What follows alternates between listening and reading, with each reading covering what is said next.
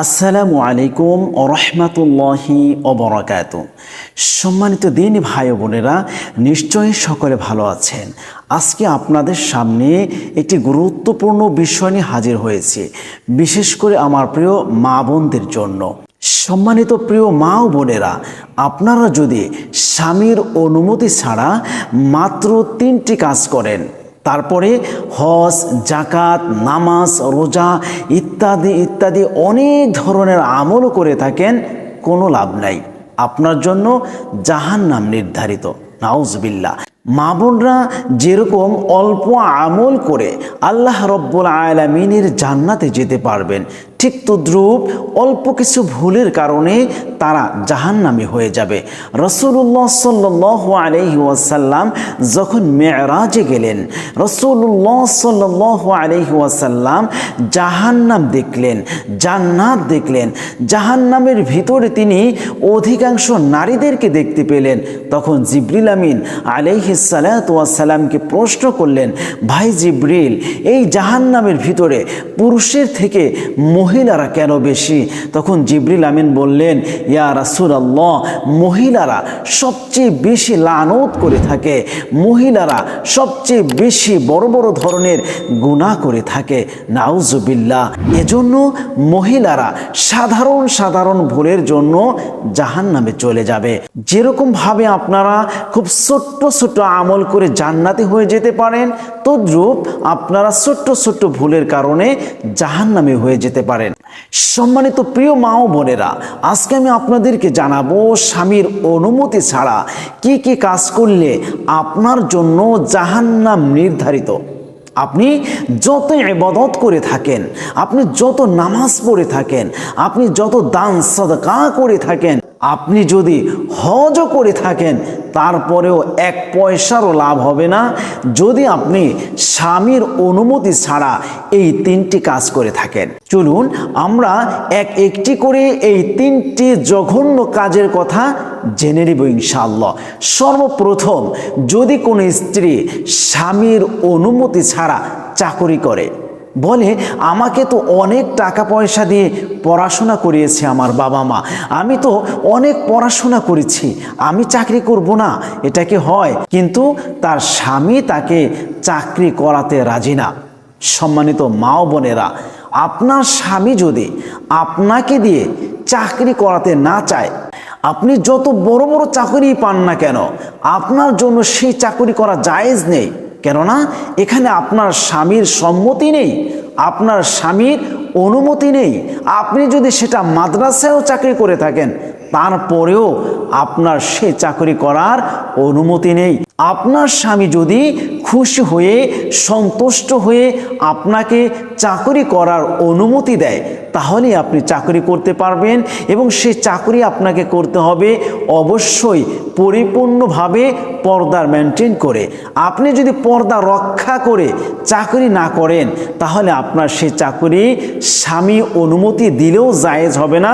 কেননা আপনার ওপর পর্দা ফরজ, এই ফরজ তরক করার জন্য আপনি গুনাহগার হবেন, আপনাকে জাহান্নামে যেতে হবে।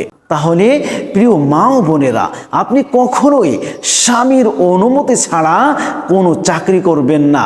আপনি কখনোই স্বামীর অনুমতি ছাড়া ঘর থেকে বের হবেন না।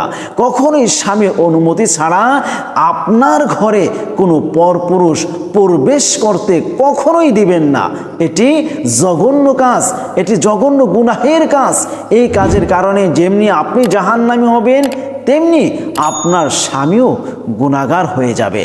নাম্বার 2, যদি আপনি আপনার স্বামীর অনুমতি ছাড়া আপনার স্বামীর টাকা পয়সা দান সদকা করেন, আপনার স্বামীর সম্পদ নষ্ট করেন, আপনার স্বামীর আমানতের খেয়ানত করেন, তাহলে আপনি যত নামাজ রোজা করুন না কেন, যদি তাহাজ্জুদের নামাজও পড়ে থাকেন, হজ জাকাতের মতো বড় বড় ইবাদতও করে থাকেন, তারপরও আপনি কখনোই জান্নাতে যেতে পারবেন না। কেননা আপনার স্বামীর সম্পদ হেফাজত করা এটা আপনার উপর দায়িত্ব, আপনার কর্তব্য। আপনি আপনার স্বামীর অনুমতি ছাড়া ভিক্ষুককে 1টি টাকাও দিতে পারবেন না। হ্যাঁ আমার প্রিয় ভাইয়েরা, আপনারা আপনাদের স্ত্রীদেরকে অনুমতি দিয়ে রাখবেন এবং তাদের কাছে কিছু খুচরা টাকা রেখে দিবেন, যে টাকা পয়সা দিয়ে তারা গরিব দুঃখী অসহায়দেরকে দান সদকা করতে পারে এবং তাদের পাশে দাঁড়াতে পারে। প্রিয় মা ও বোনেরা, কখনো স্বামীর অনুমতি ছাড়া স্বামীর পকেটে হাত দিবেন না, স্বামীর মানি ব্যাগ থেকে এক পয়সাও কখনো নেবেন না। এটা চুরি। যদিও আপনার স্বামী হয়ে থাকুক, তাতে কি হয়েছে? আপনি না বলে ধরেছেন তো এটা চুরি হয়ে গেছে, এটার জন্য আপনি গুনাহগার হবেন, আপনার হাত কাটা যাবে। এজন্য আপনি কখনোই স্বামীর অনুমতি ছাড়া স্বামীর যে কোনো পকেট থেকে হোক, স্বামীর মানি ব্যাগ থেকে হোক, কখনোই এক পয়সা আপনি ধরতে পারবেন না। এবং আমার প্রিয় ভাইয়েরা, আপনারও স্ত্রীর ভ্যানিটি ব্যাগ থেকে হোক, স্ত্রীর যে কোনো জায়গা থেকে হোক, কখনোই এক পয়সাও ধরবেন না, এটা চুরি। স্ত্রীর অনুমতি ছাড়া স্ত্রীর কোনো কিছু ধরা ঠিক না। আর স্বামীর অনুমতি ছাড়া স্বামীরও কোনো মাল, কোনো সম্পদ, কোনো টাকা পয়সা এগুলো খেয়ানত করা, এগুলো কাউকে দেওয়া ঠিক না। যদি কখনো ভিক্ষুকও আসে, ভিক্ষুককেও এক পয়সাও দিবেন না যদি আপনার স্বামীর অনুমতি না থাকে। 3 নম্বরে, স্বামীর অনুমতি ছাড়া যদি কোনো মা বোন নফল নামাজ পড়ে, নফল ইবাদত করে, নফল রোজা রাখে, তাহলেও এটা তার জন্য ঠিক না। আপনার স্বামী ঢাকা থেকে আসতেছে, আপনি নফল রোজা রেখেছেন, আপনার স্বামীর মন চেয়েছিল আপনাকে একটু পাশে পেতে, কিন্তু আপনি তো নফল রোজা রেখেছেন, এই কারণে আপনার স্বামী আপনাকে পাশে পেয়েও তারপরেও আপনার কাছে আসতে পারেনি, এটা আপনি স্বামীকে কষ্ট দিলেন। এ ধরনের কাজ আপনার জন্য ঠিক না। স্বামী যদি আপনাকে অনুমতি দেয়, তাহলেই আপনি নফল নামাজ এবং নফল রোজা রাখতে পারবেন। প্রিয় মা ও বোনেরা, কখনোই স্বামীর অনুমতি ছাড়া এই 3টি কাজ করবেন না। 1 নম্বরে, ঘর থেকে বের হবেন না, কোনো চাকরির জন্য হোক, যে কোনো কারণেই হোক। 2 নম্বরে, স্বামীর কোনো সম্পদ, সেটা টাকা পয়সা হোক, সেটা যে কোনো ধন সম্পদ হোক, কখনোই স্বামীর অনুমতি ছাড়া সেই টাকা পয়সা, ধন সম্পদ কাউকেই আপনি দিতে পারবেন না, কখনোই আপনি সেটাকে ইউজ করতে পারবেন না। 3 নম্বরে, আপনি কখনোই স্বামীর অনুমতি ছাড়া নফল ইবাদত করতে পারবেন না, হোক সেটা নামাজ অথবা রোজা। আমার প্রিয় মা ও বোনেরা, এই 3টি কাজ আপনি খুব খেয়াল করবেন। আমরা আজকে খেয়াল করি না বলেই আমরা জাহান্নামী হয়ে যাচ্ছি, আমাদের কাছ থেকে জান্নাত দূরে চলে যাচ্ছে, আর আমরা আস্তে আস্তে জাহান্নামের দিকে এগিয়ে চলেছি, নাউজুবিল্লাহ। আমার প্রিয় মা ও বোনেরা, আপনাদের জন্য তো জান্নাতে যাওয়া খুবই সহজ। রাসূল সাল্লাল্লাহু আলাইহি ওয়াসাল্লাম বলেছেন, যদি 4টি কাজ কোন নারী করতে পারে, তাহলে তার জন্য জান্নাতে যাওয়া একেবারেই সহজ। সে হাসতে হাসতে জান্নাতের যে কোনো দরজা দিয়ে প্রবেশ করতে পারবে, সুবহানাল্লাহ।